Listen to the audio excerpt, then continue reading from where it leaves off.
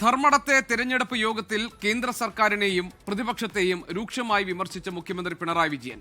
കേരളം തകരണം എന്ന് കേന്ദ്രത്തിന് ആഗ്രഹം. ദുരന്തം നേരിടാൻ നാടാകെ ഒന്നിച്ചു നിൽക്കുമെന്നാൽ കേന്ദ്രവും പ്രതിപക്ഷവും മുഖം തിരിച്ചുവെന്നും മുഖ്യമന്ത്രി ആരോപിച്ചു. കാര്യത്തിലും കേന്ദ്ര ഗവൺമെന്റിനെ പിന്താങ്ങുന്ന സമീപനം ഇവിടുന്ന് പോയ UDF എംപിമാർ സ്വീകരിച്ചു. നമ്മുടെ നാട് തകരട്ടെ എന്ന BJPയുടെ ചിന്തയോടൊപ്പം അണിനിരക്കാനാണ് കോൺഗ്രസും ലീഗും UDFും തയ്യാറായത്.